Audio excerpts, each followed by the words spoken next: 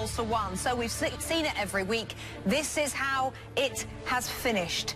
Manchester City, champions. Liverpool just a point behind. Then look at the gap from Liverpool to Chelsea, who finish in third with 72 points. Tottenham, who at one point in the first half of the season were in this title race. They're in fourth. That's where they finish. Champions League qualification for them. Arsenal, out of the top four, are sitting fifth. That's where they will finish if they win the Europa League final against Chelsea at the end of the May. Then they'll be in the Champions League next season. Manchester United in sixth under Ole Gunnar Solskjaer, the exact position when he came in and took over. Wolves in seventh, newly promoted team, best performance from a newly promoted side since 2001. Everton under Marco Silva in eighth, nice finish for them. Leicester City in ninth under Brendan Rodgers, exciting times ahead with young players.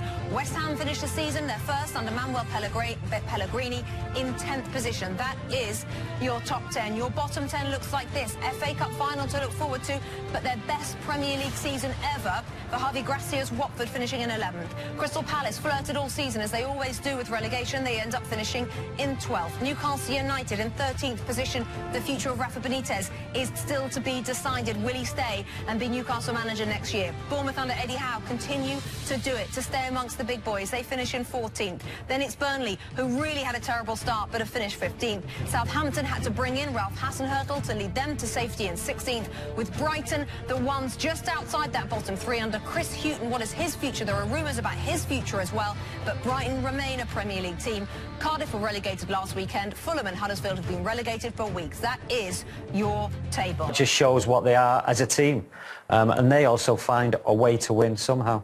What about the foundations they've now laid this season to challenge season in, season out, you feel? Yeah, I think so now.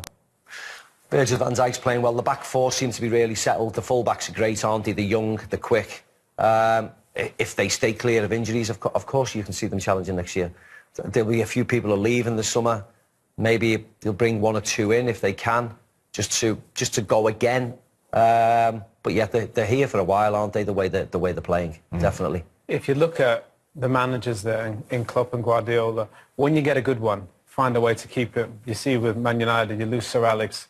Since then, it's been, well, it's been a disaster, really, hasn't it? Those guys aren't going anywhere if those managers decide to stay there. What Jurgen Klopp's done there in those 3 years is absolutely unbelievable. I really think they're brilliant to watch. The shame is City are just a little bit ahead in terms of recruitment, in terms of recruiting players, but other than that, there's not much in it. And you're debating whether Pep might be there or in a year or two. I mean, Jurgen Klopp looks like he's around for the long haul here at Liverpool. He's building a club, not a team, isn't he? Yeah, I think like a lot of clubs, they worry about, you know, if the big guns come in, Barcelona, Madrid, you know, they will be looking to the likes of Jurgen Klopp potentially to be the next manager in the futures. But yeah, over the night, it looks like he's loving life at Liverpool. He's built a team there. You know, you see the team that he inherited. I don't hardly any of that team are there, and it's just complete. And what he's done, he's improved every year. And he's not quite made it this year, but obviously in the Champions League final, which you know, just missed out on the Premier League, and second time in 2 years that, you know, they're in the Champions League final. So there's progress. He's a brilliant coach. He's a brilliant coach. And when you go that close, a lot of people felt they'd fall away because they didn't have the experience. Only James Milner and Daniel Sturridge have won it before. How important will that be now when they go again, that they've been right on Manchester City's tail till the end? They got to the Champions League final last year. They lost, but they've got experience now, haven't they? So they're going to go again. And the fact that they've run City so close, and more importantly, mentally, their strength mentally was excellent. You know, both teams there are excellent, but there was no failings from them at all. You know, when the pressure was on, Newcastle away and things like that, they found the way to get results. And I think the resolve will be excellent, and there'll be a better side for this next year. Yes, they've got that little bit of disappointment because they've lost, but that'll help them next year, though. Absolutely, big season for Liverpool. Next, Manchester City were awaiting the players back out of the Amex, incidentally, for the official presentation to Vincent Kompany. And in terms of Liverpool, you've been in that situation. You've been so close one season.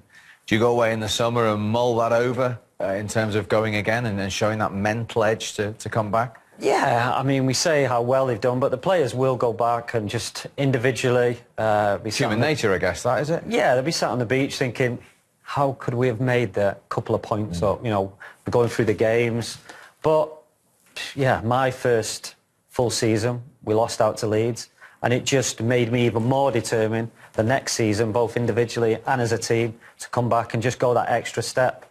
I can't see anyone else challenging these two teams next year. I think the one thing, if you could address maybe a number 10, you know, they've got some terrific midfield players. They're all a bit similar. You just think about goals from midfield, you know, defensively they don't have any issues there. They've got best goalkeeper, best defence. You probably need more goals if you want to find a way to turn some of those draws into wins. So can they? Unfortunately, unless you get over the line and win something, that will be levelled at Jurgen Klopp and his boys, and you just hope that they get their rewards in the Champions League final, because the standard of football that Liverpool and Manchester City have set, they deserve to win something, don't they, for their endeavours this year. And he's still managing to smile for pictures with the staff and their families on the lap of appreciation. Yeah, it's the last game of the season, and you can see he's very happy. He must be very proud of the team, and the team should be very proud of themselves. You just, as I said before, they deserve to win something now, and it's a brutal game, football, isn't it? You know, one team wins and everybody else loses, and unfortunately Liverpool have to pick themselves up and go again in a couple of weeks. What do you say to the people who, although they've taken it to the final day, looked at that Leicester game where they could have gone 7 clear and missed opportunities? Pep Guardiola said, coming out of St James's Park that night, he thought he'd lost the time. Yeah. Well, there's nothing you can do. You're always going to drop points along the way, aren't you? And the fact that they've only lost one game, I mean, you could even go back to the Manchester City game that they lost. They've lost one game and got 97 points. It's just an extraordinary Manchester City team that have done them, but you can't have any concerns about that Leicester game or the Man City game or something else, because they've broken all kinds of records.